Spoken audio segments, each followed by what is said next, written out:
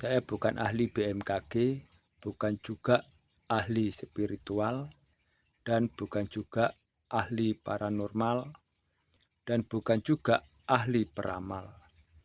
Namun, apa yang saya sampaikan itulah yang akan terjadi di masa depan.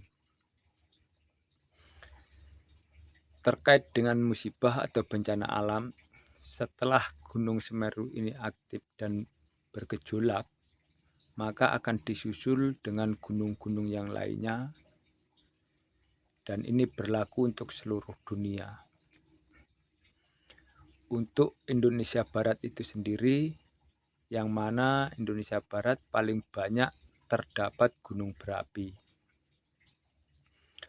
Terlebih lagi di Pulau Jawa paling banyak terdapat gunung berapi dan disusul dengan Pulau Sumatera.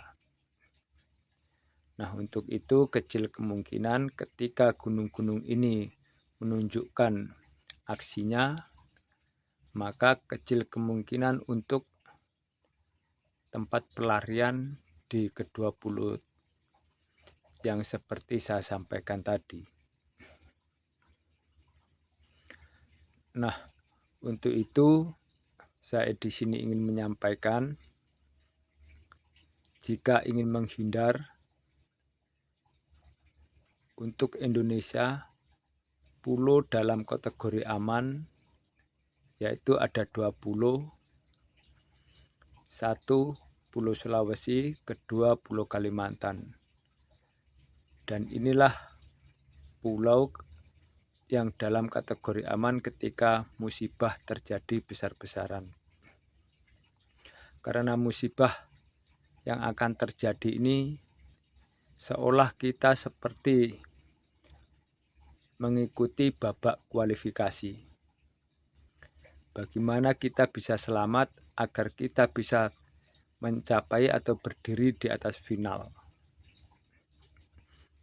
Dan siapa yang bisa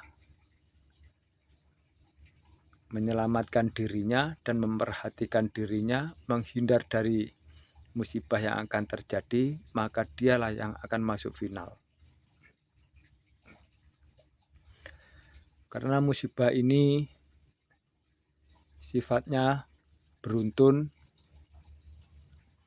seolah memaksa manusia untuk menyerah. Namun kita manusia tidak boleh menyerah karena kita punya akal dan punya cara untuk menghindar. Dan alam juga tidak sekejam yang kita bayangkan, karena alam juga bisa memberikan kesempatan untuk manusia agar manusia bisa menghindar dari musibah yang akan terjadi, tergantung dari diri kita sendiri. Nah, kenapa saya katakan 20 ini dalam kategori aman? Apakah tidak ada lagi musibah di 20 ini? Tetap ada musibah, namun tidak seperti di Indonesia bagian barat. Karena Indonesia bagian barat paling banyak terdapat gunung api, itu yang paling membahayakan untuk kehidupan manusia dan yang lainnya.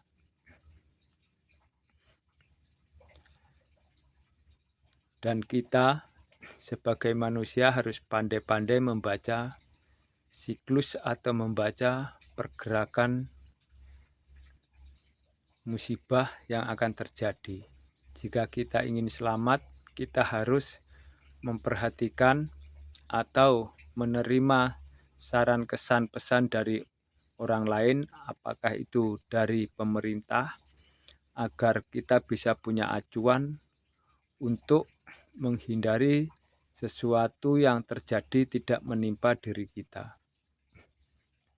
Karena apapun yang saya sampaikan ini tidak bisa dijadikan keputusan, hanyalah sebatas acuan. Tergantung individual untuk menentukan sikap, apakah mau bertahan atau mau bergeser untuk sementara waktu agar terhindar dari musibah yang tidak kita inginkan.